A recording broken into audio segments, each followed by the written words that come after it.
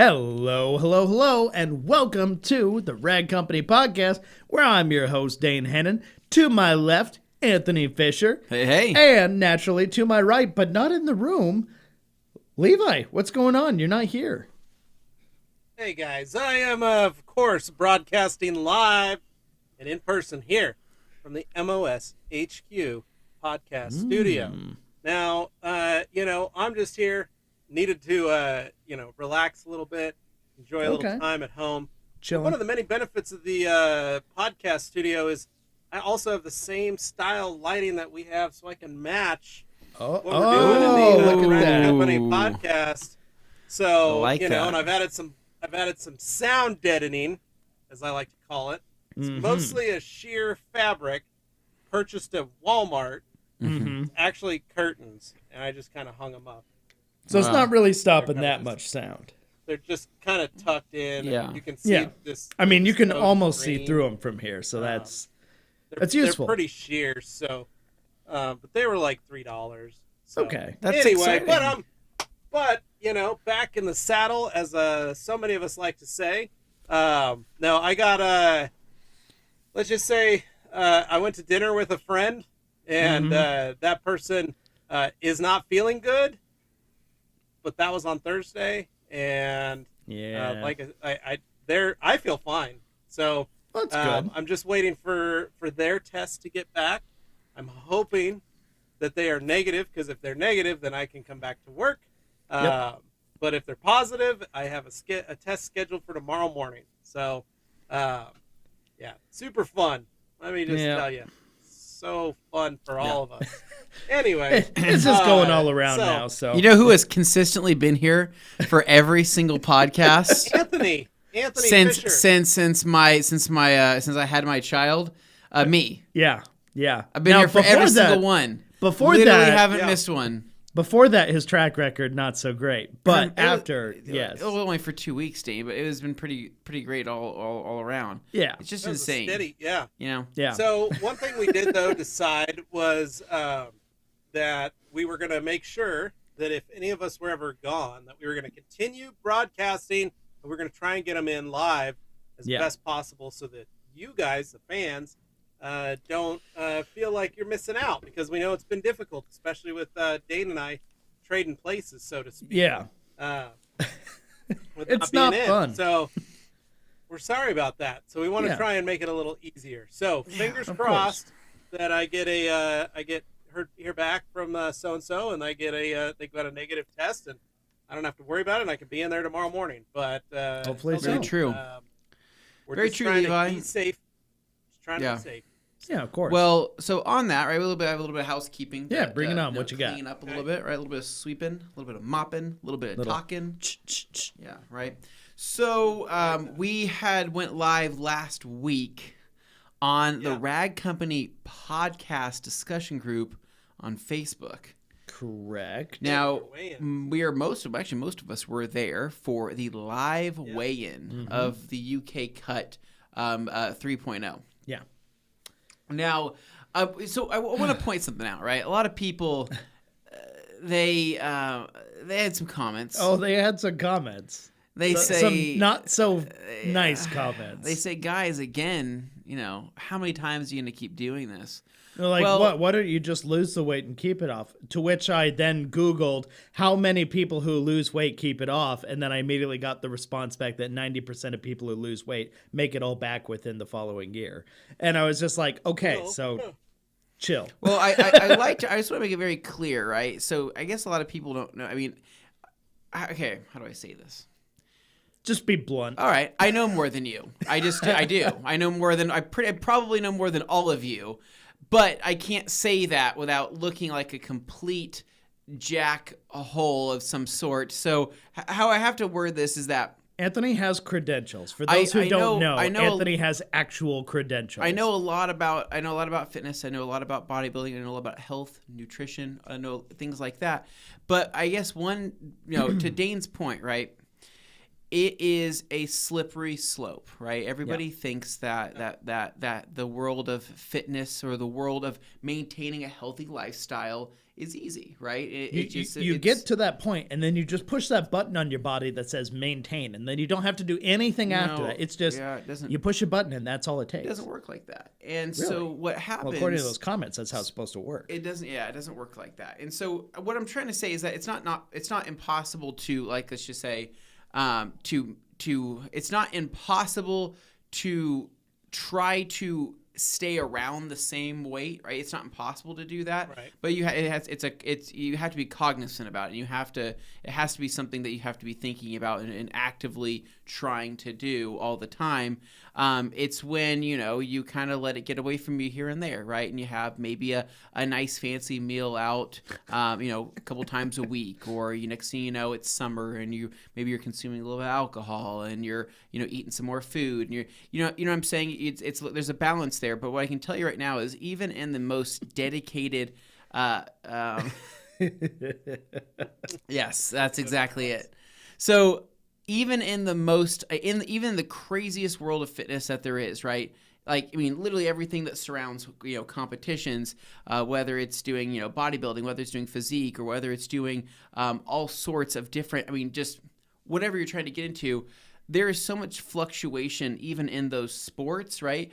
That it's insane, right? People think that it's easy to maintain and just build muscle, or it's easy to maintain and lose weight, and whatever whatever avenue you're trying to go see like down. a photo or a video from like a single moment in time where the body fat percentage was like just right for the image, but you can't maintain that healthily after a certain point. I guess there's certain ways to maintain overall, like, how do I say this? The aesthetic. There is certain ways to maintain certain things, right? But when it starts to wear on you physically, right? Or if it doesn't wear on you physically, it starts to wear on you mentally, right? Yeah. And vice versa. It mixes back and forth. So just know that people will most likely gain weight after they've lost weight, right? They will get back to, maybe what they're where they're kind of supposed to be, right? Where their body type is kind of is meant to kind of in that happy space. I don't know how to describe it, but going back, I've said this a couple of years ago, right? There's typically 3 different types of body types, right? You have your endomorph, your ectomorph, and your mesomorph, right? Yeah. And so the wolf, bear, and lion that I see on Facebook. No, that's Game of Thrones. I think you're mixed up. Those are the different body types. Game of Thrones. I don't need that. I don't want that. Oh. Don't bring that in here. Oh no. Gabe's trying to bring in. It's called validation. Gabe's holding a picture up to the camera, and I don't know if it's gonna. No, I don't think Glenn can see it on that. Okay, you can't see it, so. It's not there. Oh no, there it is.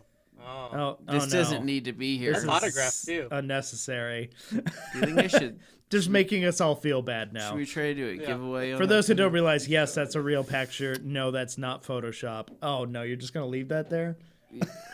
So that's gonna fall over. Going back to what I was trying to say, right? So you have 3 different types of body types, right? The mesomorphs are the freaks. Those are the guys that can eat whatever they want, never really gain a whole lot of weight, gain muscle really easily. That's the ideal body type. That is literally the ultimate body type that you can hope for. Yeah, it sounds awesome. Ectomorph is hard gainer. People that have a hard time gaining muscle, but will most likely always be skinny for their entire life, right? They have a fast metabolism, right? They can't necessarily gain weight very well, but they're just naturally skinny. And then you have like your endomorph. Green. Yeah. John Green, for example. Then you have your endomorph, right, which is an easy gainer, right? Somebody that can pack on the pounds without really trying and has a hard time losing it, right? And so there's 3 different body types that people fall into. There's probably that's the easiest way to describe it, but just know that people will most likely always regain the weight that they lose because even if it's just they have to try hard, right? Like my body type was not meant to look like that behind me naturally. That's not what I'm supposed to look like. But through years of dedication and supplements and working out and you didn't stay that way for very long either. Like you hit that point. No. You got all your photos in and your video and all that stuff. But then I would gain. Got out of it. But I would look like that for a while. But then I would have to gain 10 or 15 pounds because I would be. It's not healthy. I'd be miserable, right? Yeah. Mentally, it wouldn't be well, and then. Certain, I don't know, it's just not, it's not good for you. And so, just know that I know what we have to do. And I know what I have to do for sure, but I think a lot of people are like, "Oh, dang! Like this is sad to watch these these guys don't know what they're doing, and they're trying to do these things." I like to think it's more relatable for folks who have a harder time, because watching somebody nail something perfectly the first time they try it isn't necessarily inspiring so much as it can be frustrating for some people who may be looking to do the same thing. Whereas, okay, some people may see it as inspiring, but you have to be wired a certain way. I'm not saying you have to be a jealous person and get frustrated that way. It's just a natural sense of like, oh, wow, I tried it my first time and I didn't end up like they did, so this kind of sucks. Well, so for example, when I worked at bodybuilding.com, right, which was the biggest fitness differently. It was the biggest fitness website, media conglomerate. I mean, like really, at that time, especially years ago. Yeah. There was a fitness challenge every year for employees. I believe it. Employees had a fitness challenge every year. It started at the beginning of the year and it went until the end of March. Yeah. Right? It was a 12-week fitness challenge, and every single employee, right? They would get really good looking. They would not get good looking. They would lose their weight. They would, gain muscle, whatever the heck they would try to do, right? And they would do it for the challenge. But then, like after that, they had to live their life again, right? And so they would regain weight. But it just depends on how much you enjoy life, right? Did they enjoy life a little bit too much? Maybe. So what do? Next year they restart it over again, right? And then maybe they, find a better way to balance the lifestyle to where they can maybe not necessarily gain back a ton of weight, but be able to find a good happy medium and be able to kind of. This is more that everything in moderation. Seesaw. If you go through life just being Christian Bale and jumping from, I'm going to be fat for this role, and then I'm going to be in The Machinist where I'm borderline invisible. It's just there's so much extreme going on. The people who are like all or nothing tend to have that mentality where they can't accept moderation. They can't accept just like a happy medium, because they have to feel like they're doing something. Otherwise, they feel like they're a failure. They have to go all the way. And it just becomes too extreme. Well, I met all those people because what would happen, right? Because, with the fitness competitions, right, you would have judges that would look for, they would require a particular look, right? The judges would say, hey, we're looking for somebody with like a lean build this year. We're looking for somebody that's looking like this or has more sculpted shoulders, right?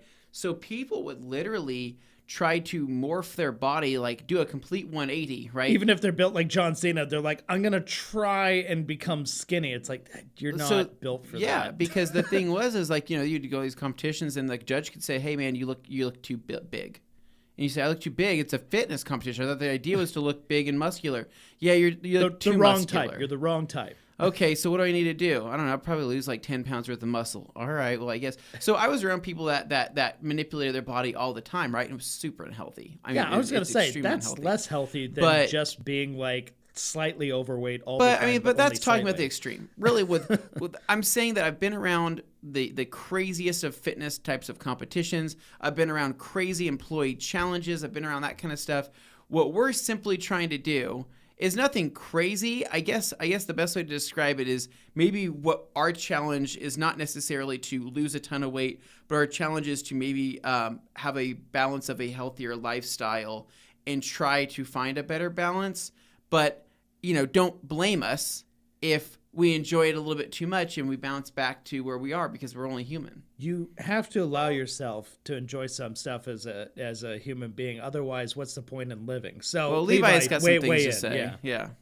Well, I was just going to say, like, I was a very skinny person for a number of years, and I had my thyroid removed, and that made me gain weight.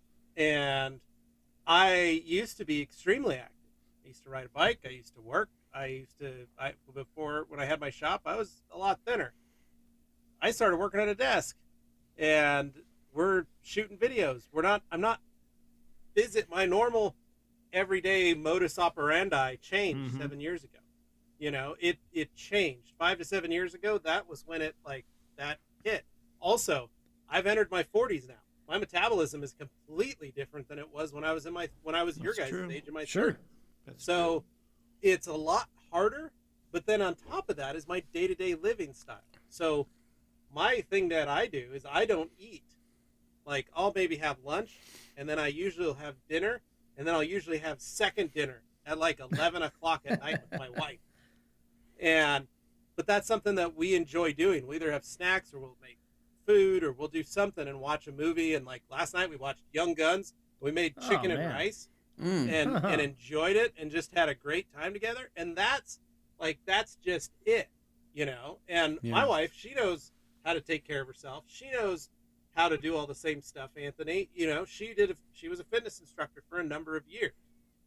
But there are day-to-day issues, mentally, physically, emotionally, that cause people to have to gain weight, or they you know, maybe or lose weight, right? So it's not just a weight gain thing, right? People can also go the other end of things and stop eating. Right. Yeah. It could be unhealthy going either direction, depending on the circumstances. Right. Yeah, and for us, this has just been something that we've always enjoyed. We've had fun. It's something that we've always kind of looked forward to. Was like there's camaraderie to it. That was always, and it's something that we do together, and we hope that you guys as well can find that. And we're hoping that if maybe you're alone or you just don't, you're like us, where man, I just don't ever have time to go to the gym, or maybe I don't have time to do all this stuff, but gosh, I could take a walk and I can listen to the podcast and I can listen to my buddies talk about it and hear their weigh-ins, and maybe I'll weigh in and maybe I can follow along.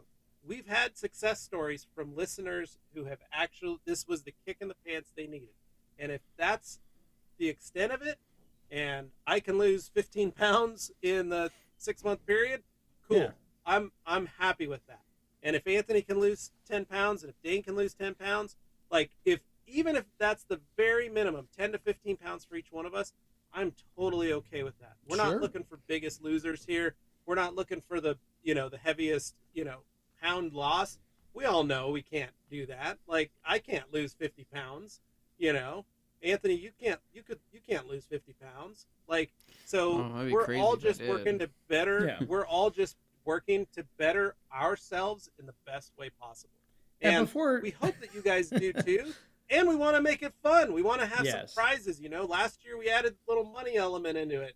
Gabe ended up kicking all our butts. But it was the fact that, like, we all got to try to do something.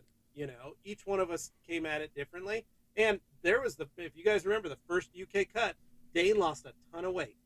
Yeah. Dane did his keto, and Dane, you were kicking Anthony and I's butt so hard. We were like, we couldn't keep up. And so each one of us has done different things every year, and this year's no different. We just want to have fun, and hopefully someone else is helping them. And that I hope it at least inspires somebody to, like, just give it a shot. And for anybody who's watching and has that mindset where everything always has to be the most extreme competition, they start, whining like, oh, a bunch of participation trophy BS, blah, blah. It's like, just let people have this. Allow them to just have a little bit of time to enjoy this at their own pace, figure out a way that works for them, and they can see we don't all approach it the same way. But our goal in the end is just to feel better by the end of it, to be a little healthier, to do whatever it is we think makes the most sense for us. And the same applies to anybody who's watching. And it naturally coincides with our timeline. 90 days from now, we've got TRC month. So that's something we're going to have a big show. We're going to be live in front of a lot of folks. And, hey, we want to lose a little bit of weight and feel better. And then, of course, the finish is hopefully us being in the UK for Waxstock. Yeah. And feeling good, looking good. We're working on that Saturday night before Waxstock, having dinner, going to the casino with Hans and Timo, and maybe Anthony playing a little roulette, maybe a little craps, maybe we'll make a little money. 500 on black. That's what it's all about. Yeah, that's what it's all about. That's what we're going for. And so it's just to have some fun and it gives us something to look forward to. It gives us something to work towards. And, it'll always a weight loss thing around this time of year will always be relatable to people, always, till literally the end of time, right? Yeah, this is literally this is ground New into year, our. I gotta try again. It's just ground into the DNA of being human. It's always going to be, hey, try to better yourself for the next year. Oftentimes, it comes in the form of weight loss. And so the fact that even if we did this every year, don't look at it as a bad thing. Honestly, look at it as a positive thing, because if we're always going to be hopefully trying to relate to an audience and hopefully trying to push people to be better themselves, or just I don't know, for whatever. I think it'd be far more depressing if we just said, we're not doing it this year. We gave up. Honestly, yeah. Imagine if we just said, honestly, if we just didn't set a goal like that for ourselves, right? And you watch us behind the camera, or you watch us from your phone or whatever it is, and you watch us gain a dramatic amount of weight, right? Wouldn't that be harder to watch, to see that with time, to see people you guys like to watch gain a massive amount of weight and not acknowledge that the fact that they're maybe living an unhealthy lifestyle and not do anything about it, versus somebody saying, hey, yeah, kind of pushed a little too far this year. You know, I probably need to lose 10 or 15 pounds. Is that not more... Is that not more human to do that? And do you guys not feel like that would be more of a supportive thing to support? Or no, sure. I also think by that same token, though, that people who are overweight, such as myself, we know we're overweight. We don't need someone to tell us that. However, if somebody wants to come up with a way to encourage, like, all right, let's get out there. Let's ride some bikes. Let's do something like that. Turn it more into let's turn this into a group activity. Let's kind of make it more of a, I'm going to join you on this journey kind of thing, instead of being like, wow, you're fat. You should probably work on that, buddy. That doesn't help people. No. Right. People who are overweight know they're overweight. They don't need someone else to tell them that. Generally speaking. But oftentimes, sometimes when it comes to people gaining weight, though, they often don't know, because once they have an image of themselves, right? And they you end up with a little bit of dysmorphia where they see themselves differently. Well, they see themselves differently, but they can also start gaining more weight and not notice the extra pounds that are being packed on, because and that can sneak they don't see themselves changing, physically. Whether it's depression kicking in or any number before of you things. know it, they say, "Oh my gosh, I've gained this much weight. I didn't even realize it because I felt like I've looked kind of the same, or I've been so unhappy with the way that I've looked for so long that I've just been." I don't pay that much attention. Imagining the transformation in the Santa Claus, where Tim Allen looks in the mirror and then suddenly it's just So anyway, I don't want to. We don't have to dive into this too much more. Basically, it's just a matter of, hey, we're working on this. Levi's got something here. Oh, I was just gonna say, is it possible? Could we create, when we do our walks, right? Yeah. Our group walks. Is this something that our listeners on the podcast, that you guys would be interested in doing? Is if perhaps we build out a Zoom link and we create a Zoom kind of everybody can log on, and we're going for a walk, and you guys can see us on our walk, and maybe you can comment, maybe you can talk, maybe you can pop in, we can chat with you. We get a lanyard, kind of a group. Hang around your neck, has your phone just streaming as you're walking. It's kind of bouncy, it's all over the place, but whatever. Yeah, but you're along for the ride. But it's kind of one of those things where you're along for the ride with us, and maybe if you're in your shop or you're at work, and maybe if we set up a certain time because we've been talking, we did our walk, it was great, but we got busy, we couldn't do our walk. But if we could do at least one walk a week where it's for the listeners who actually want to participate with us in this competition, and maybe you want to go for a walk, maybe you got 30 minutes or 45 minutes, and you're just going to, you know what, the boys are going on a walk, I'm going on a walk. You leave your shop, you go for a walk, and you don't have to go anywhere, but it feels like you're out with your friends. You're out for a walk with your friends, and maybe we're all telling our stories, because that was one of the fun things. We were chatting and enjoying each other. Oh, totally. Yeah. I loved that. I loved our walk. I loved laughing when Anthony had to run to go find the beaver's dens to step on. That was great. But it's things like that I don't know. Maybe it's just an idea. Put it in the comments. Totally what you guys valid. Think.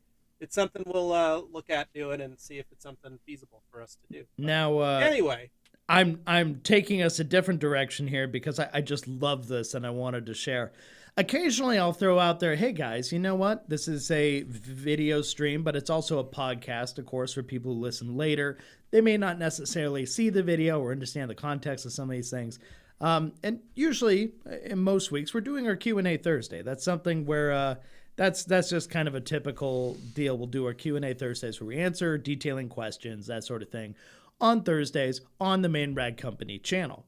Now, a couple of weeks ago, we did something a little bit different. We did ASMR towel folding. It was kind of a fun little curveball. Favorite thing we've ever done. And since we answered questions in it, I said, you know what? This kind of removes our need for a Q&A Thursday this week. I don't want to make too many redundant things, so I'm making the executive decision.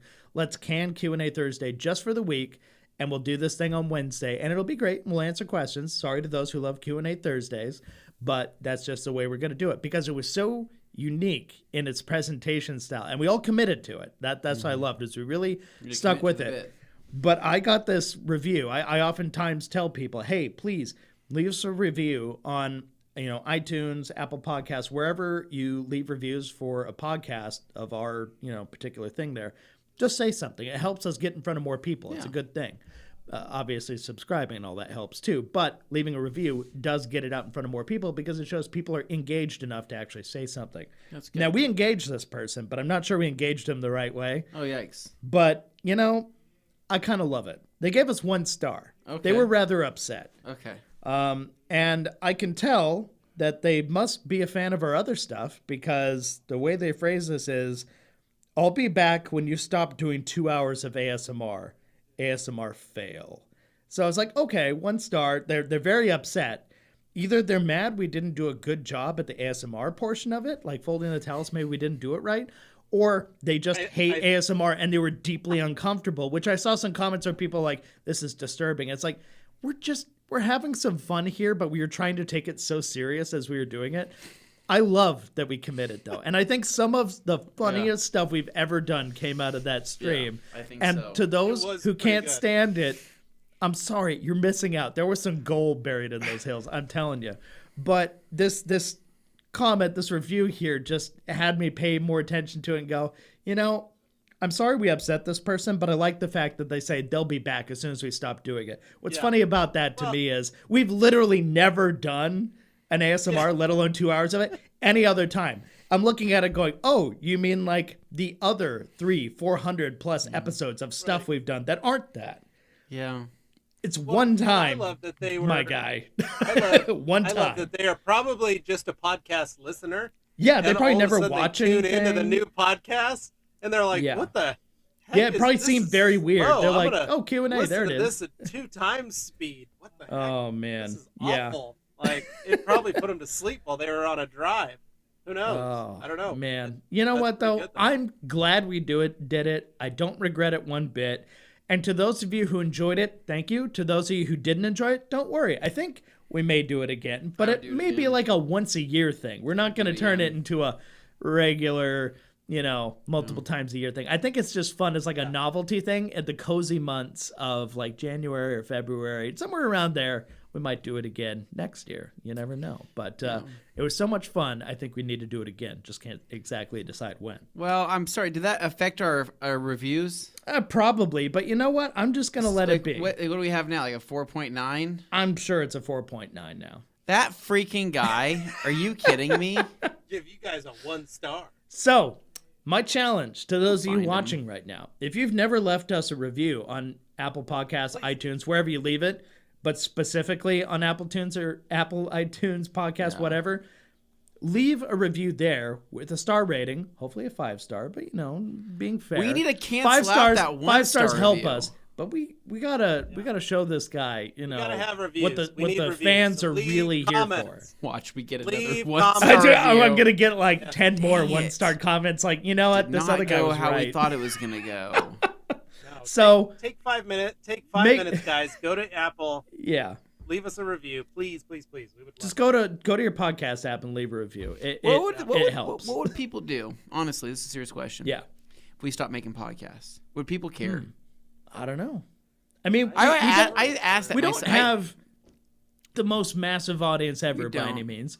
I mean, we're people who sell microfiber towels for a living, who talk about detailing and all sorts of things. We very rarely talk about detailing. What's funny about it is, as a podcast, we rarely actually touch on the subjects that people generally would be here for, which I think is one of the reasons we're not like more quote unquote successful in this space, is we don't just focus on the one thing that, we do for a day job, because we want to expand. We want to make them more than that. We'd rather be humans to our fellow humans and have them share experiences with us that maybe have nothing to do with detailing sometimes. And that's okay. But I think it's better the way we do it, even if it is a smaller audience. I feel like these people get it. They get it. And Danny, thank you. The 5 stars in a comment won't do much on the stream. But that's the thought that counts. I really appreciate you at least trying that. Alex Dewar has a great comment. Oh, let's do it. Here, what have we got from Alex? Binge eating therapy. Oh, Alex, are you saying we're your therapy? That's nice. That's nice of him to All say right, that. so we've derailed a little bit, but I had to bring that up. Tom Kirby actually brought up a good point. The UK cut is admirable for its primary goal of each participant to realize a reset of their physical fitness for some losses needed due to bad habits or just life changes. Look at that last sentence, right? It was bad habits and life changes, right? Yeah. So I can admit that, right? I had some life changes this year, right? Mm-hmm. And having a baby, I've been sitting around a lot more. I haven't been sedentary moving as much. lifestyle. Definitely more sedentary. So it's realizing that I'm obviously sitting a lot more. So there needs to be a change there, right?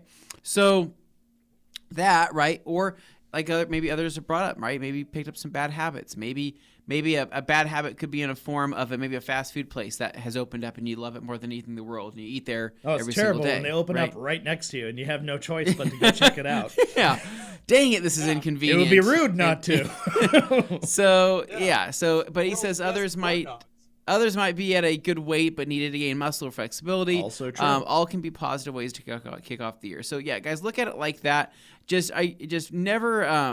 My advice would be to never make people feel bad about trying to better themselves, because when you do that, it makes them not want to try. And for some people, it sticks a little bit. It hits a little bit harder.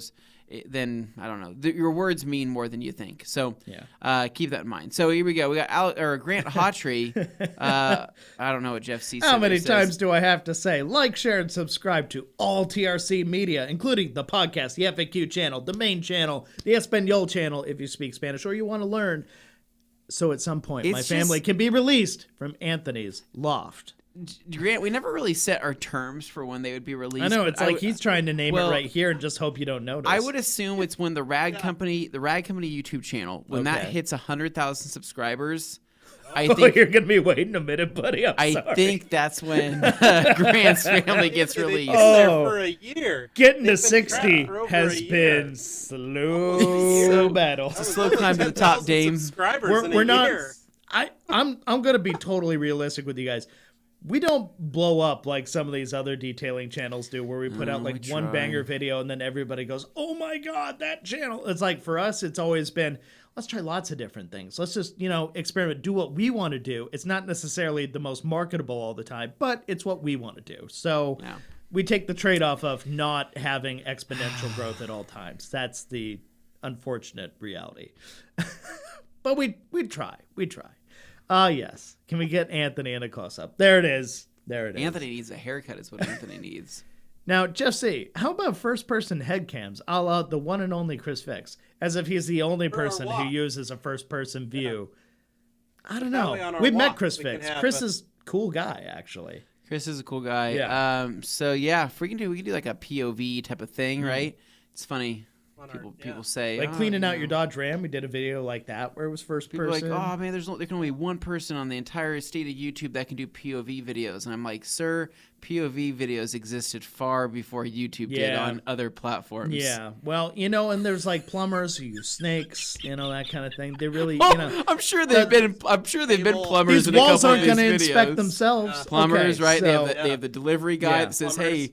Says, I have to arrest you. I'm a cop. I'm like, that's right. Like, how are you all these different people? And why do you have a head cam in every single one of these situations? That's amazing. It's just those glasses. Okay, so anyway, other stuff. What do we got going on? Moving on. Talking about our weekends now, or are we still doing housekeeping? We are gonna. Big housekeeping. I did film a video today on a new exclusive. So one cool thing you can look forward to. I can't tell you exactly what it is, but we are working on doing some Amazon exclusive products, right? So things that you can only get on Amazon. And this is just to kind of highlight the fact that we do sell on Amazon, and that if you ever need Rag Company products, and let's say, you're like, okay, I know for sure it'll get here in 2 days because of Prime.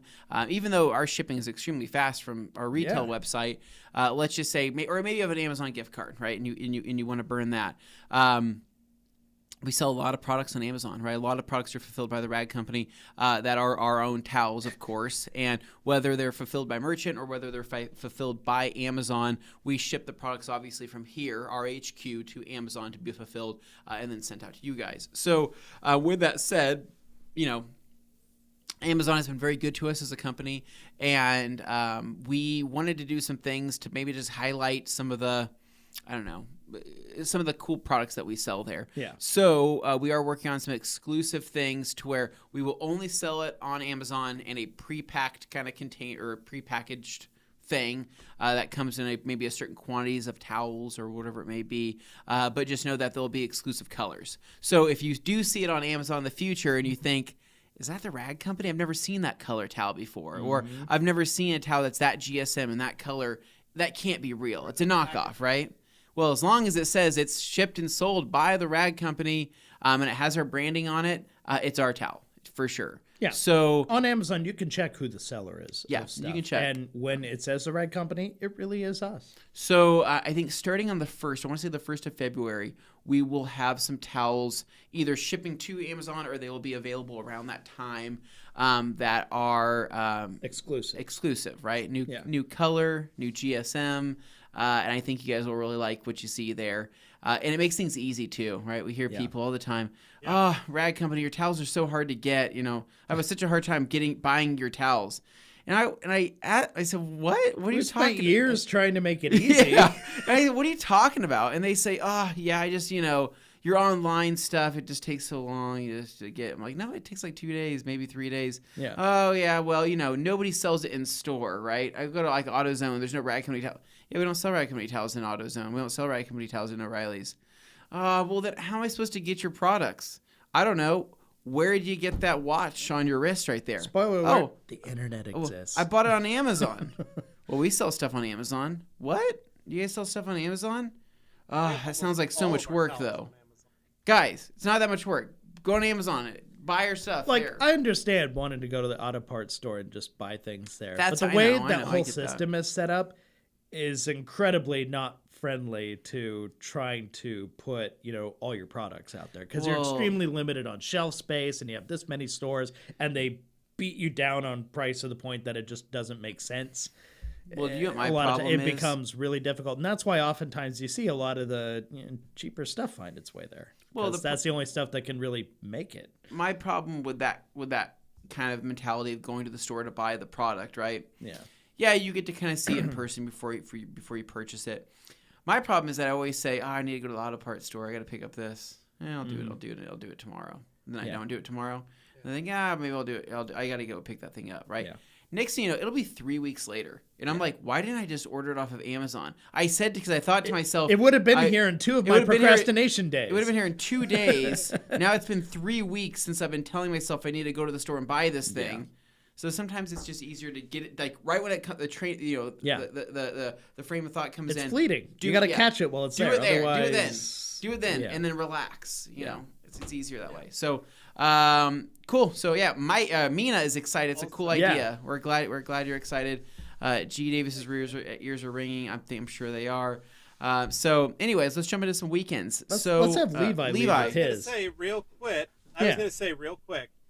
If you haven't subscribed to the Details newsletter, the Rag Company newsletter, when you go on the website, you need to do it because there is a special thing happening.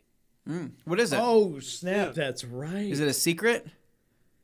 It's a secret. Oh. But only people subscribe to the Details newsletter on the Rag Company site will know about it.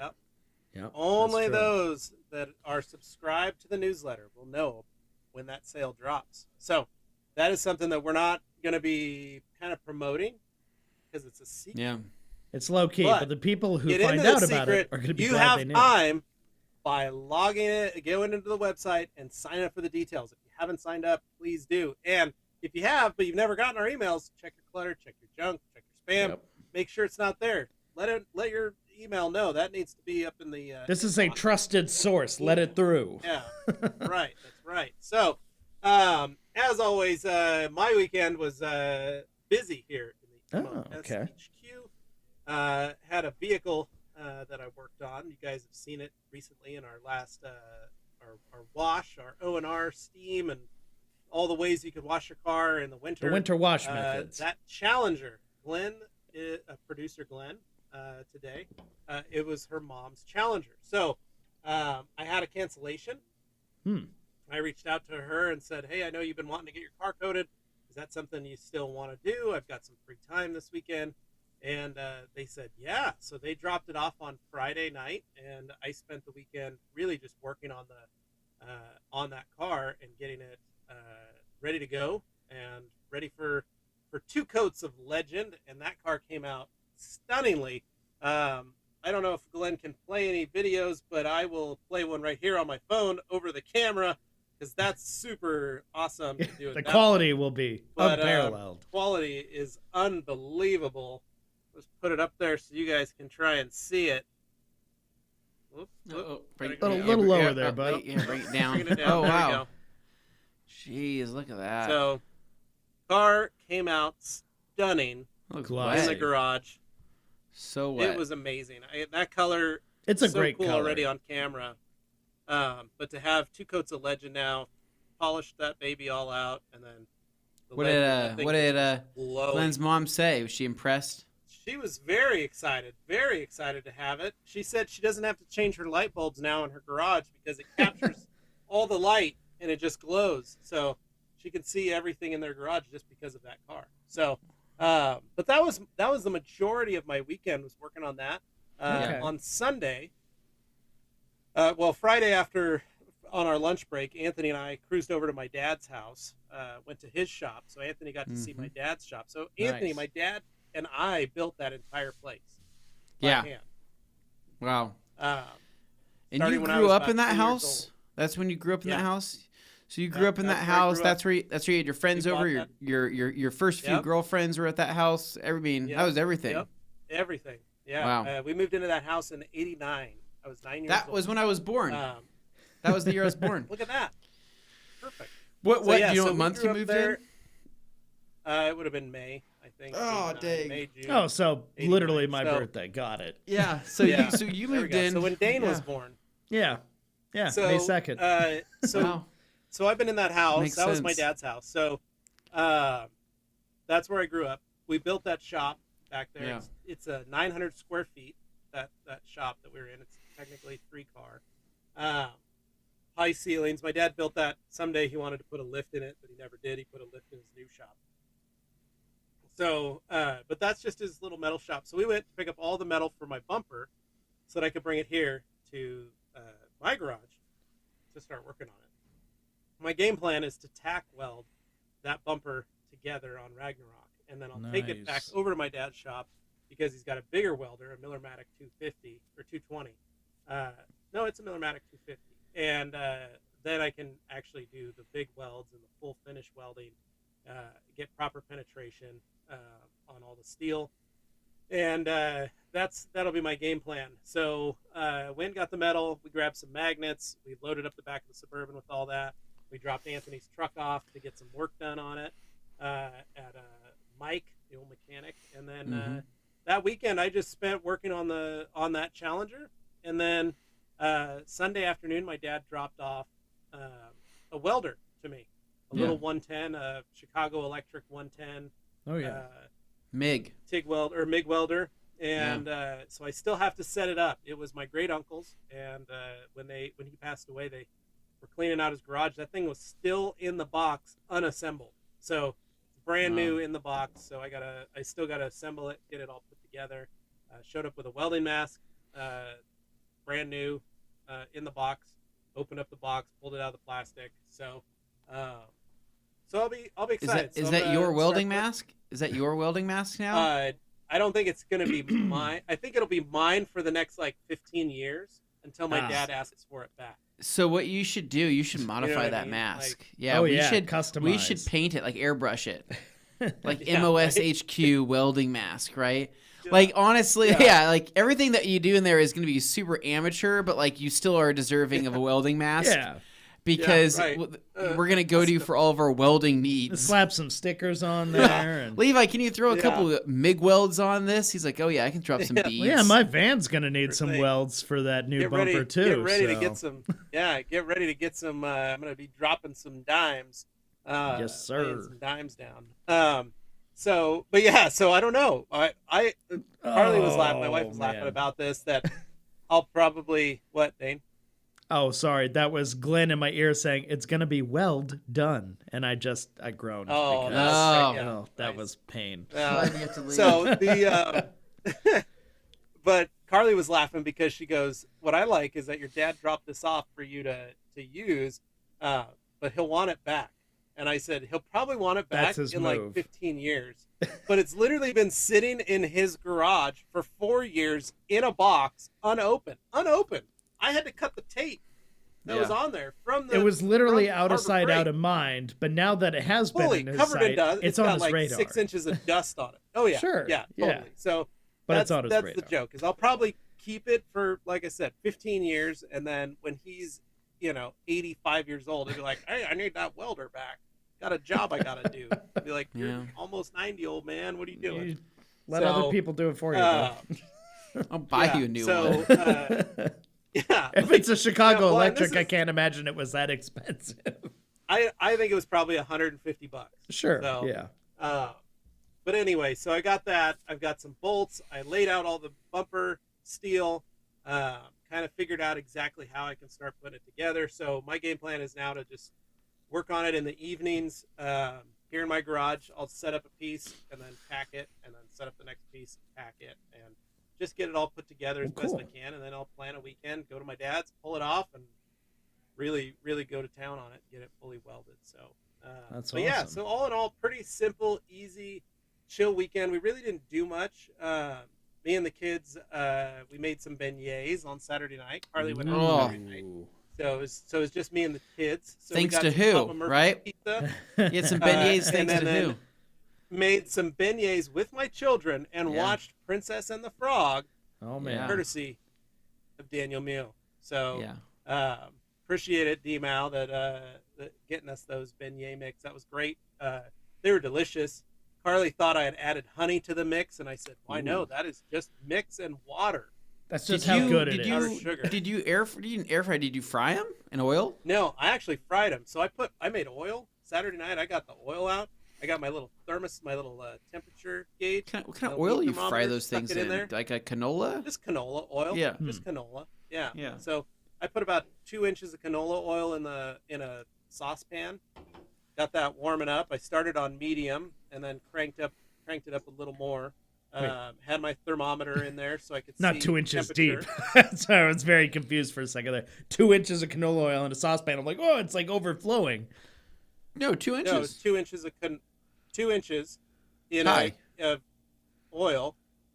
Dane, you have to you have to put oil. I mean, you have to put quite a bit of oil. No, I understand that, but I'm imagining like 2 inches of standing canola oil in a pan.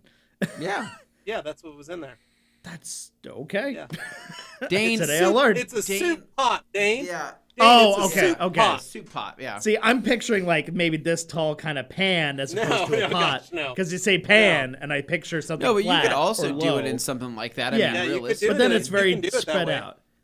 I'm not somebody who I have one fries of those, things, so I'm not familiar with that. But I know you have to dip it into the fryer and all that Well, when here you're at doing the your traditional frying. MOSHQ, we are big on traditional frying as well as air Okay. frying. All kinds of delicious treats.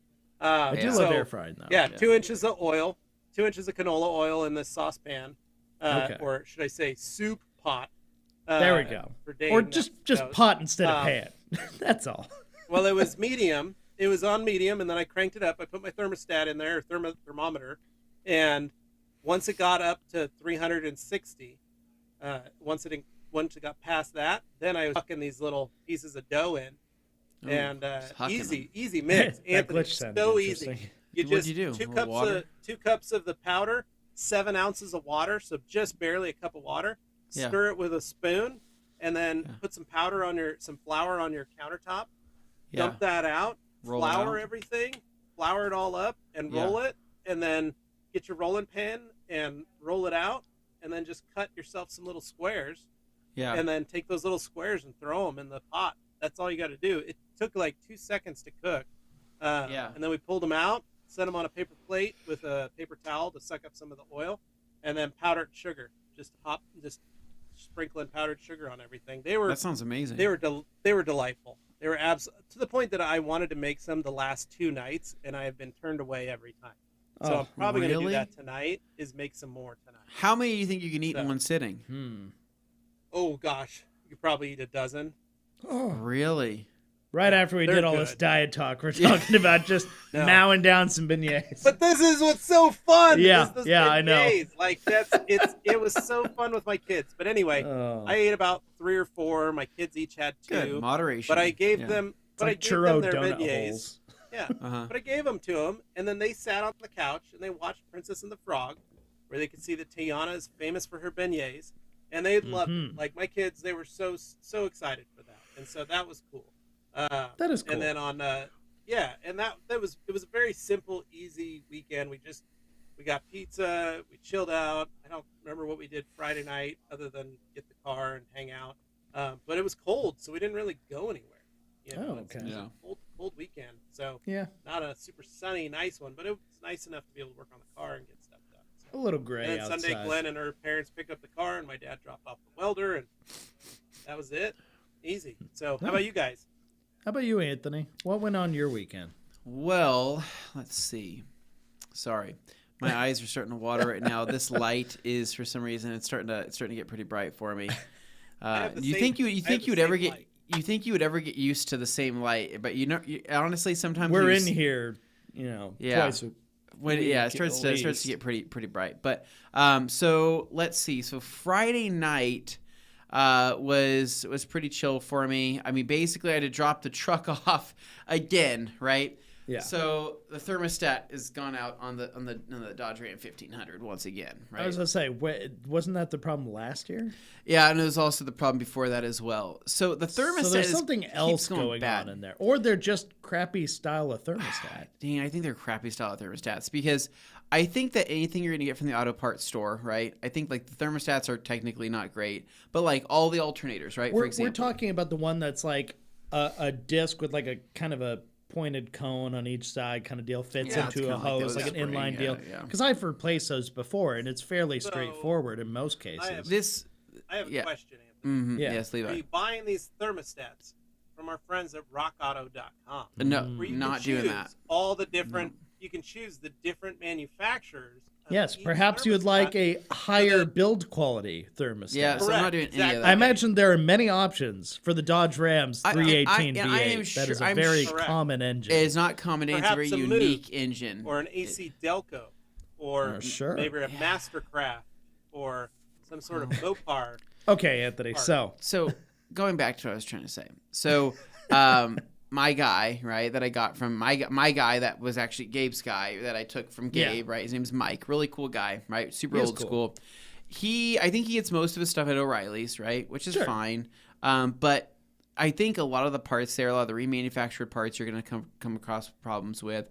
I think, for example, like whoa. Your thermostat was a remanufactured No, I'm saying a lot of the remanufactured. Okay, I was going to say, hold on. No, I think we found the problem. No, I'm saying in general.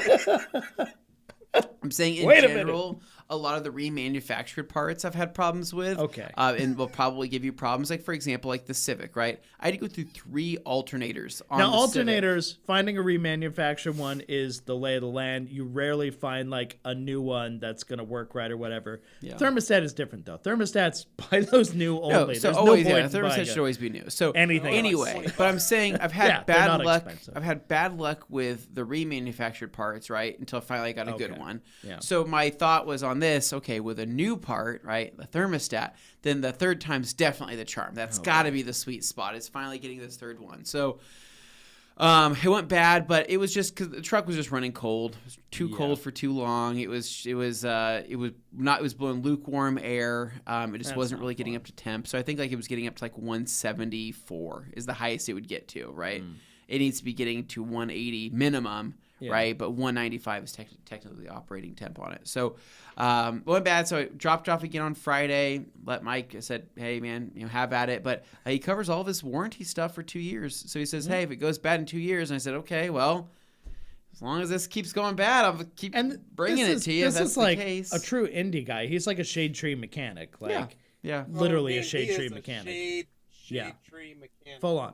Out in the yard, just does it. Yeah, just out. Yeah, just does. Man, the yard. He's got bunch of stuff out there. It's he's very working interesting on. setup out there. It is interesting, but I mean, he makes do, and so he makes it work. So and he does good work. He has a track record of having done good work. So yeah, no, I mean, he got I mean, pretty much that dang Ram. I mean, he's done so much stuff on it to get it up and running, and I think I haven't basically even, his truck now. Well, I don't even think I've paid more than $500 total in all the things I've ever done. So I'm like, it works for me. But anyway, so I ended up dropping that off. So Saturday, I was looking forward to, because Saturday I was finally going to dive into my my box, my Mugen style body kit for the Honda CRZ that I picked up, and I've been really excited for this because I really am liking that car a lot. I'm kind of falling in love with that car very much, and I think that this kit will definitely like take it to the next level visually, and so I unboxed that in all of its glory. It's very aggressive. Levi ended up ordering that from Basin R Motorsports, which actually have quite a few different features and applications. They have a Mugen kit for an Elantra. That's what I was saying. I mean, they have a lot of different things for the Hyundai Elantra, and so we might be able to find some really aggressive aero to help with the downforce of the high performance machine. And here I thought Mugen was just Honda exclusive. It's they're branching out. Yeah, let's get that KDM, baby. Yeah, so, when you think Mugen, you think KDM. Obviously. Yeah. So what I was trying to say is that so I got the kit unboxed, took a look at everything. It looks really nice. So I do need to send that off for paint. Now, my initial idea was to rattle can everything myself, right? Give it the Anthony special rattle can paint job. Yeah. But which, hey, is pretty good. It's pretty good. I think I can do a pretty good job. But in this weather, I'm not as It's sure. the winter time, right? It's 30 degrees outside. Yeah. And I don't necessarily have a warm shop to go spray this paint in and go make a mess, and the hard part is that it's blue, right? Like a neutral color you can usually kind of like hide, like that you've done a job like that. Speaking from experience as somebody who painted a red car in their garage one time, the floor still reflects that. It does. Yeah. Even with all the covering I put down, there's still overspray just in places you wouldn't have expected. Yeah. No, colors get everywhere. So that's where So that's really where I thought to myself, okay, so blue is going to be pretty messy, so I might just pay somebody a shop just to shoot it for me, which sucks. I want to do it myself to save some money, but also just for the experience. And but I think that most likely a shop. I'm hoping if I can get a shop to maybe charge me like $300 to paint all 4 pieces. That would be best case scenario. That is a tall order. It's a tall order. A shop for that price for all those pieces for a color as complex as that. I'm saying it's not impossible. I'm saying that there's flake in that paint, right? There is, yeah. There's metallic in it, so we'll see. Well, I don't know. Although it's a painter walking into the building tomorrow, so. I know. I'm like, how much? He's like, $800. All right. Little side work, little weekend work. Yeah, I foresee. Your guys' age. For those parts, realistically, I think most painters would tell you it's going to be at least $600 to $700, if not more. Yeah. So let's see. So I ended up unboxing that though, which was super cool. I'm pumped on that. I'm pumped to get that installed. And then after that, I think the rest of the day was just kind of spent. I watched Peacemaker, right? Which. That on HBO Max, I think it's HBO Max. Yeah. Yes. That is become it's like your new favorite show. One of my favorite shows I think I've ever seen. Seriously, if you guys watch the show and tell me if that is not like something that you think that I would be into, because it's Anthony's sense of humor to a T. Yeah. Like that's everything I love in a show. It is great. It is just way too good, and so. John Cena just kills it inside that. Oh, he commits so hard. I have nothing but good things to say about that show. I can't not. I'm so excited for episode 4 that releases on Thursday. But if you have HBO, watch it. Peacemaker. To give you some context, not for the faint of heart. For those in our listening audience who maybe aren't into that kind of thing. Maybe not for you, but for those who enjoy something a little harder edged, a little sharper, a little more rude and crude and vile and awesome, this is definitely. Oh, it's very crude. I love it. Yeah. So, but maybe as some context, you should probably watch the Suicide Squad, the 2021 version, and that'll give you like a good idea of kind of like the backstory of Peacemaker. But then just jump into it. with an open mind and an open heart and prepared to fall in love. Because it needs to be said again. That movie was so much better than the other one. Uncomparable. So let's see. So anyways, so watch Peacemaker. Had a pretty good night. Nothing too crazy. And then on Sunday, which do you drop something, Levi? Or something yeah, my remote for my lighting system here. Oh, the MOSH. Is that what that was? Okay, gotcha. Just the important thing. I've got a little tote that I keep it in, and it slipped it off. So Sunday was just honestly, it was just a lot of have a go. I was Levi typing. Yeah. It was Sunday was pretty chill. Like Dane, or actually Levi said, the weather was kind of gloomy. It was a overcast weekend. There wasn't a lot of sun that came out. Much. So whenever it's like dark and cold out, I don't really want to do anything. And so I played a lot of some sim racing, right? I'm trying to plan out some upcoming projects via the vehicles. It's just now that I have all of the stable back, right? Yep. And I have all 6 vehicles in front of me, it starts to get a little overwhelming, right?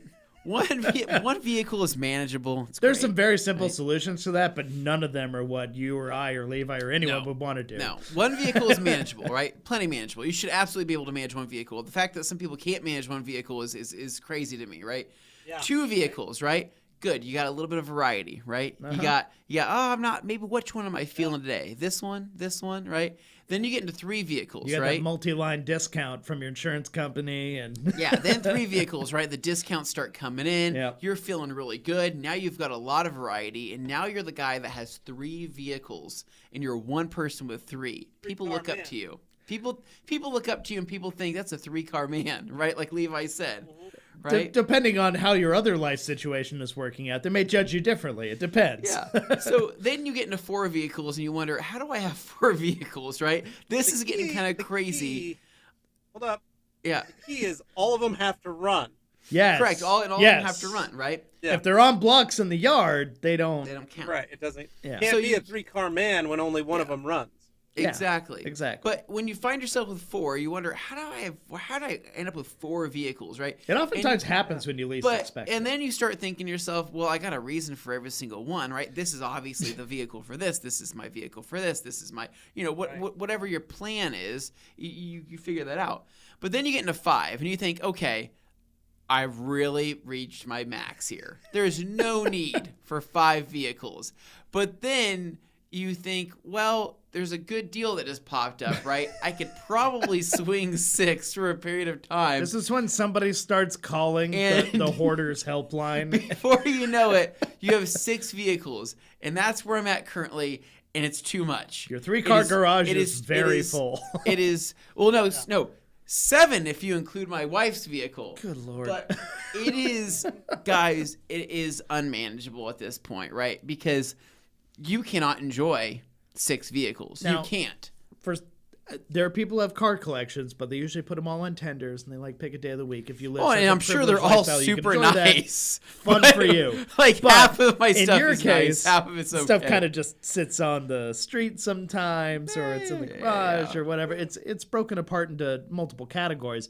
But say you were to get rid of like 2 of those and replace them with like one better thing, or is that not of interest to you? You want to keep like where you've got what you got. Dane, the hard part is I am they have sentimental value, right? Even the Ram at this point. Even the Ram is sentimental value, right? I love that freaking truck, even if it lets me down 3 times in a row with a bad thermostat. I don't care. I still love it, right? That's a true second-gen owner. I love it for the fact that I can literally hit it on accident with like a metal rod and dent the side of the bed and look at it and be like, it's okay. It's not worse than it was. It's not that much worse than what it was. So I guess, yeah, right now, so I got the BMW back, right? I have the truck back. That's a bike. I have so basically, so the BMW, even the motorcycles, right? People, I look at a motorcycle as equally as I do a car because I ride them as much as I would drive a car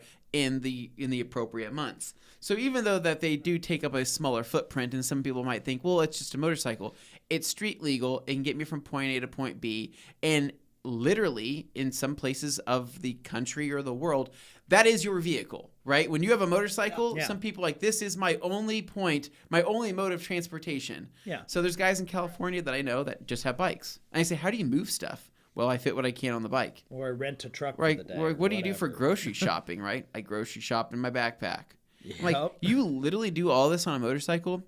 So I look at that as the same way I do. It's a vehicle, right? Yeah. I think where I stop counting vehicles is when it's a dirt-only vehicle. Well, it's an off-road use only. So, for example, if somebody's like, oh, I got a razor, right? For some reason, I don't really look at that as a vehicle because I'm like, that's a toy. It takes up more space than a bike. Space than a bike, but it's not road legal, it's not street legal, and you can really only do one thing with it. Or a dirt bike, right? I was going to say, unless you live up in middle of nowhere kind of town where they don't care if you drive it on the road. That happens too. So yeah, anything that's street legal, because the other thing too, the requirement of a street legal vehicle, right, is that you have to pay registration, headlights, taillights, registration, insurance, right? Oh, so that means you're paying registration, insurance on I'm paying on two things, right? So that's 6 vehicles total. I'm paying registration insurance on.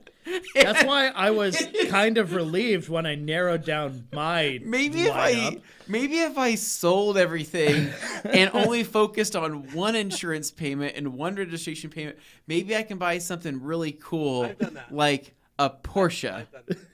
But then you'd have one car and you'd be like, there's not enough variety anymore. I don't even know if selling all that stuff could get me into a Porsche. Maybe a Boxster. Yeah. You might be able to get like a used Cayman or something. I would say, Anthony, that I've done that. I've downsized. At one point, Carly and I only had 2 cars. I know. Did you regret it though, Levi? I hated every minute of it. I hated it every minute of it. Because there were constantly times where you wanted to haul something. I'm like, Levi, I need to get rid of my 6 vehicles. He's like, don't do it. You're going to regret it. That's why Levi basically, with the truck bed trailer, is like, come on, man. That is the greatest. The truck bed trailer is quite possibly the greatest bridge because it gives you something to work on. Yeah. Yeah, because it gets you something that you can tinker with. You can adjust. You can accessorize. You can do stuff. But it's got utility. So it can be used around. Like right now, it's storing a lot of metal, and it's also got a forge on the tailgate. So I can do a little blacksmithing if I need to, but I can take it off. So my camp trailer, I can't do that stuff with. I can't store stuff in the camp trailer. I want it to be ready for camping. So it doesn't get a lot of that. It still gets some accessorization if needed, but it doesn't get what I can do with the truck bed trailer because I get the utility aspect of it. Right. Now, I like having a lot of different things because I like to drive a lot of different stuff. And I think that's inherent. And when I had my detail shop, that was easy because I had trailers, I had vans, I had box trucks, I had other things that I could drive. But it was the time period from when I left my detail shop, came to the rag company, I still only had those 2 cars, that was when it was like, and that's when I started looking for a little S10. You're going into like Sonoma withdrawals there. Yeah. I needed something. I needed it, Give me that little red truck. So yeah, Anthony, I would say I think you're in a good spot. I don't think all your toys though, if you sold everything, all the cars, the bike, everything. You don't think I'd be happier? I don't know how happy you would be if you bought one car with all that. Yeah. I think not just consolidating down to one. Ram. That's extreme. But I think what you would do is you would buy this mythical Porsche. You'd still have your 4Runner, and I could foresee a truck bed trailer in your future. Well, also the 4Runner bores you to tears. All around the 4Runner is the most boring vehicle I ever driven in my entire life. That's how it was with the Tacoma. I will say though, it's funny, right? Because and I'm sure multiple vehicle people will relate, right?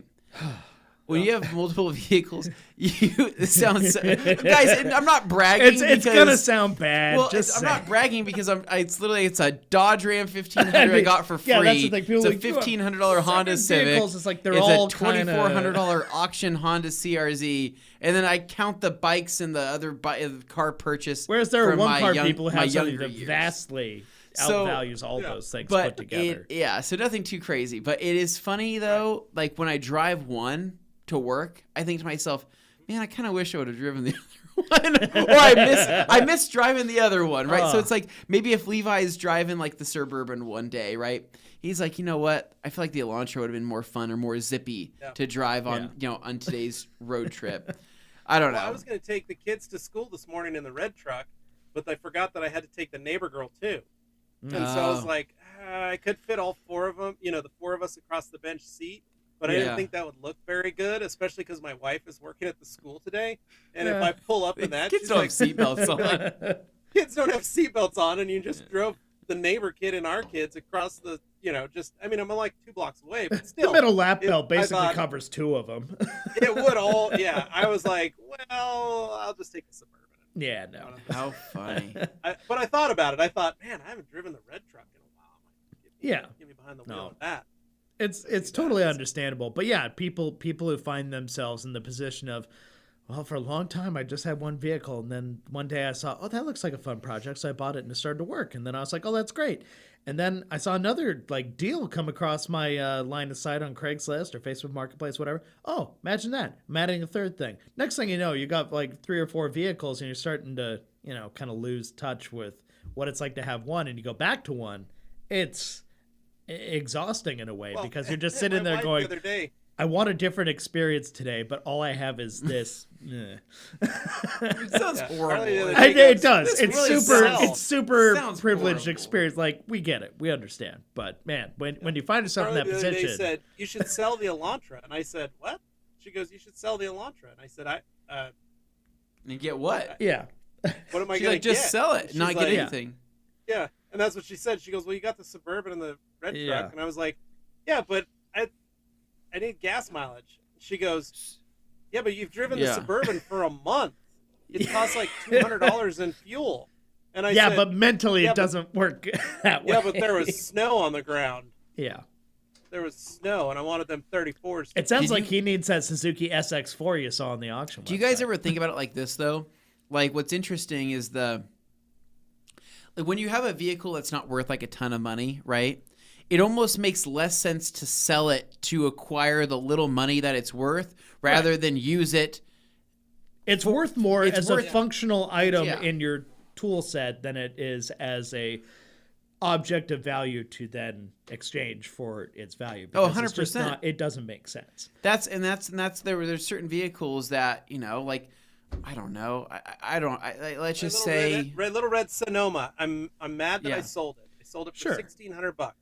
And in this market, it's probably like a $4,000 truck. Yeah, but that's what I mean. I only got $1,600.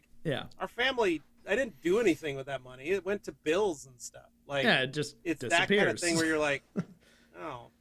Well. But no, I know that feeling. And that's why, in my philosophy, I have that system that I told you guys about before where it's like, okay, I have slots in my driveway. Something satisfies this set of characteristics. Then I don't need to satisfy that with the other vehicle here. I can have that be a more pure, dedicated, fun thing. Like a Miata doesn't have to be a capable off-roader, although if you modify them a certain way, they can be. And it's not meant to haul stuff, but you could if you needed to. Yeah. But it's just a fun little sportster. No, the van satisfies that stuff. And the way you divide it up really makes a lot of sense. But eventually that's a luxurious position to find yourself in should you reach that point. So Anthony, living in a lap of luxury right now with 80 vehicles in his garage.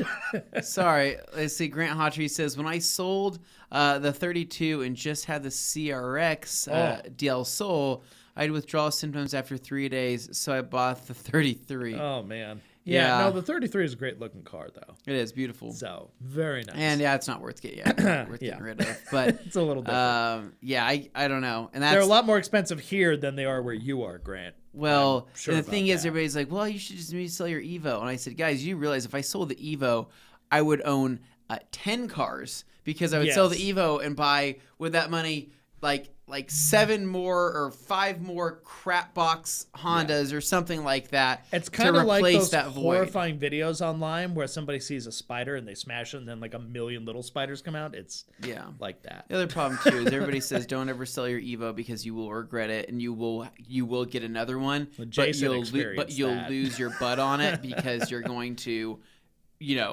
not find one for as nice and you're going to spend way more. So that's what I'm afraid of is living in that regret. So I won't do that either. So I don't know. Someday. Oh, interesting, Grant. So they're about the same price where you're at. Anyway, we've gone off on this tangent. I could talk about this stuff with you guys all day. This is my favorite thing to talk about. It has nothing to do with detailing. Sorry, but Dane's favorite thing is acquiring vehicles, making poor vehicle purchase decisions, but then learning from them and then making I love a better good lesson. I love a good lesson. There's lots of things where I'll do like the mental math, like, and this will work out this way, and if I take that turn there, that's going to make sense on that market, and in 2 years, that's going to be worth more because it's a very rare item, but it fits a very specific niche. Like, I do that stupid calculation where I won't do that kind of calculation on anything else in my life. Dane is the guy that bought a Dane is the guy that bought a Sport Trek to move a toilet, right? But then ended up selling a perfectly good or trading a perfectly good Sport Trek that functions well for a Montero because there was a completely irrational part. There was a completely irrational like former lover of the third gen Montero buried somewhere deep down inside. Like, I'm not a Mitsubishi guy, Evo notwithstanding, but something about the third gen Montero was always so cool to me. I like that borderline doom buggy aesthetic, like the way the fenders roll on the front there. It was very cool looking to me always. And I actually liked it better than like even Land Cruiser Prados or GXs or any of that stuff. I thought they looked cooler. And the off-road prowess was there. But in terms of reliability in that package, I could have picked a better one. It's just this one was lifted and had tires, and it looked the part in pictures. And then I got it in person, and then I did that thing where I caved, and I was just like, yeah, I'll trade, because I knew that there was like a kind of beginning of a transmission issue. And I explained to the guy on the Sport Track, I was like, it's not, the perfect vehicle. And I was tired of that stupid bed on it where I was like, nobody needs more than a 4-foot bed. That's totally fine. Then I actually used it to try and buy a big screen TV once, and I realized, oh, this sucks. It literally only fit his toilet. Right. Well, no, the reason why the big screen didn't fit in because the toilet was still in there. And he's like, I can't fit a toilet and the big screen. Man. This truck sucks. Yeah. No, like the Sport Trek, if you just need to haul items separate from the passenger compartment, but it doesn't need to be big, makes sense. And I love that the window is very large in the back that rolls down. But if you got to haul more stuff than that, it does. It's not fun. Yeah. Anyway, that's your 2 weekends. I know. What's funny though, I always forget about that Dane actually had a Toyota Tacoma, right? We forget about that vehicle. That was a 2020 too. That was just last year, and we forgot that vehicle actually existed because everything else that sandwiched that was more important. My entire life was just like one vehicle at a time up until about 5 or 6 years ago. Then I had 2 vehicles. And then I really wanted that Volvo, so that became my 3rd vehicle. Mm-hmm. And then you justified everything. Cascaded in 2019, 2020. All of a sudden, just boom! All these vehicles all at once. That's a great comic, man. So, all right, Dane. So, what did you do this weekend? No, Grant. Not just any Monteros. Only the 3rd gen. I only like the 3rd gen. True. That's it. Yeah. Okay, so my weekend was spent mostly. Dealing with my old house, getting it ready for sale, and kind of, still unpacking stuff in my new house. There's tons of boxes everywhere. It's about what you expect. But in the old house, I was under the impression, as best I could recall, when I set up my office there, I put up sound deadening tiles, kind of like, similar to what we had done for the podcast studio here at work, where I was like, we'll go on Amazon, buy big packs of those foam tiles, we'll stick them on the walls. Yeah. And I learned my lesson from what we did here, where I'm like, I'm not going to use spray adhesive on the walls because that just makes a monster mess. As soon as you got to take it down and move somebody else into the office, it's not fun. Yeah, you got to retape a texture. Yeah, so when I did it at home, I used like super low profile pins that you really couldn't see, but would like wedge themselves in the foam and they'd hold it there, and it was great. But what I found was sticking them in through the foam into the wall was much more of a challenge near the corners of the room. So anywhere there was a corner, including the ceiling where there's that seam where the ceiling meets the wall, I regret it now. I used spray adhesive. I used spray adhesive in my old office. And that created what would then become a nightmare for me this last week leading into my weekend. So while I was out and you guys were here doing your thing and you did your Q&A and all that, I was spending hours upon hours upon hours scrubbing away, trying to remove this adhesive using a combination of Goo Gone, 3M adhesive remover, and wire brushes, scrapers, you name it. I was just chiseling the crap out of this stuff to get it off the walls so that I could have the walls prepared for the painters to come in and paint this week, which I believe they're just starting today. So that's going to be really nice when they're done. But let me tell you, if you planned on moving anytime within, say, 5 or 10 years of putting stuff like that into an office space or whatever, just use pins, like get a hammer, whatever you got to do to like not spray glue. It's just a nightmare. Get command strips, something like that. Although command strips were iffy with the foam. Anyway, point is, don't do that to yourself. It's a nightmare, and I want to save other people the hassle because I regret it completely. Even for just Dane, going around the trim. It took me upwards. I spray adhesive. It took me upwards of 10 to 12 hours to remove that stuff. It was insane. Nice. Now, okay, use Gorilla. I'm curious to know how that's going to be for removal. What I used was I used that 3M, I think 90. Yeah. And that stuff is just holy cow. So anyway, that was my nightmare scenario. Is just I think I'd literally like pulled something on my arm. My arm has not felt right for the last few days as a result of that. So that's not cool. I should probably go to a doctor about that. But yeah, no, not great. But dealt with that, cleaned up the house, ran into my handyman who was helping out doing some stuff while I was doing other things that my real estate agent had hired, just getting stuff ready. The house is going to look really nice when we're done with that. So I'm really looking forward to the final result. But apart from that, there's my new house, which is where kind of been unpacking things, getting stuff set up. Anthony and Jimmy keep bugging me because I haven't been online to play like games with them because I haven't set up my sound system or my TV or stuff downstairs. Also because my arm wasn't doing great. It was really hard to lift the whole thing by myself, put it up on the wall, and get that stuff set up. But I finally got that last night, and that's when I watched Peacemaker and laughed my butt off. It was great. Yeah.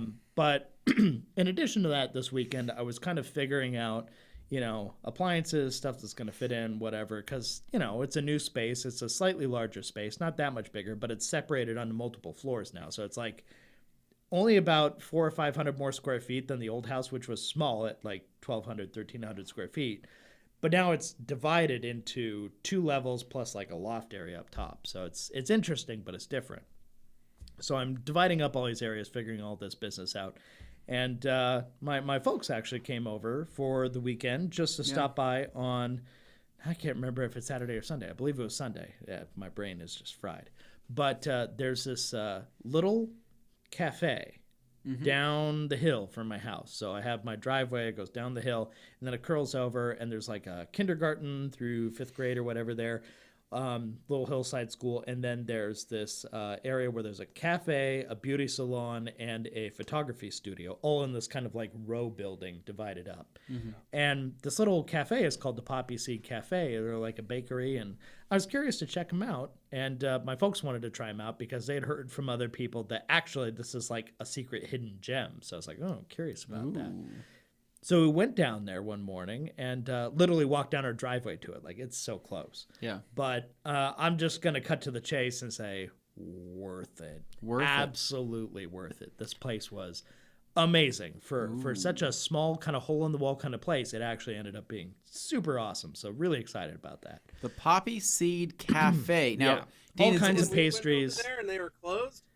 Yeah, so they're closed on Mondays and Tuesdays, apparently. Oh, wow. Okay. Yeah, so they're open every other day of the week, obviously through the weekend and stuff, but they're only open till like 2 p.m., and they're closed on Mondays and Tuesdays. So that's just their way of like making it work. So they have sandwiches, or is it mostly pastries and coffee? So they have pastries, they have coffee, all that stuff's done in-house, and they have sandwiches that they make also. So they do sandwiches, they do breakfast burritos, all that stuff, but everything is made in-house, which is pretty cool because sometimes you get places that'll like farm it out or whatever, and that's fine, if you're not a place that has room for like facilities for a full kitchen or whatever, it makes sense. But in this case, they actually did it, and while they're not like a full-on breakfast restaurant, it works essentially as close to that as you can get. They do biscuits and gravy even.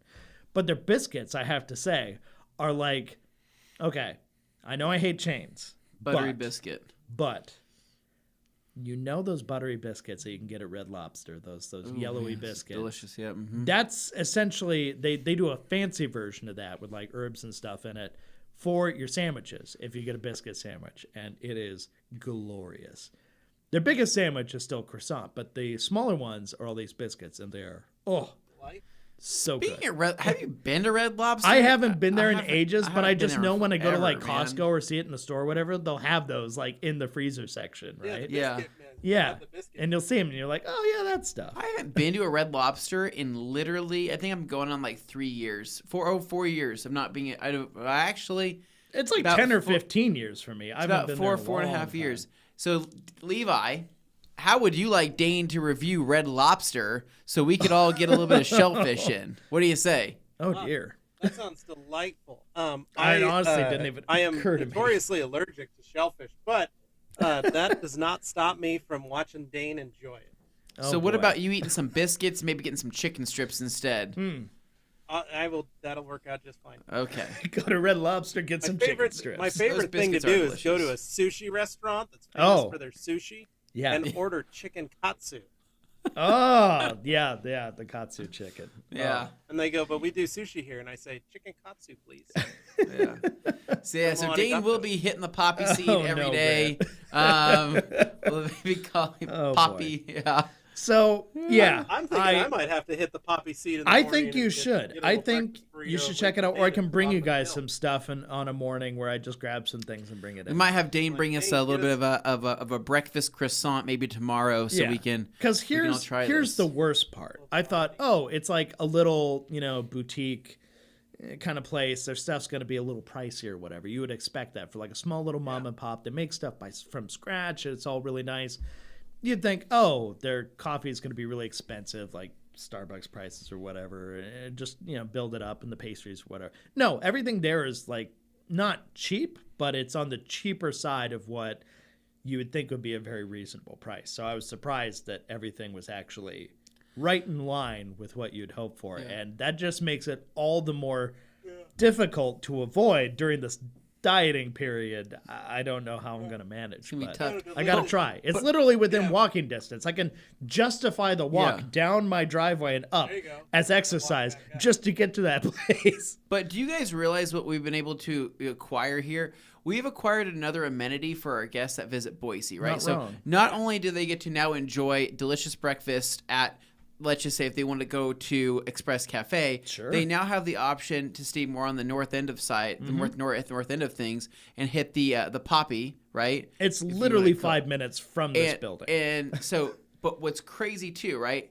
They don't want to stay in a hotel, right? They're like, hey, Oh, I love Home to Suites, wait, but I you see know where what? this is going. I'm not a hotel kind of guy.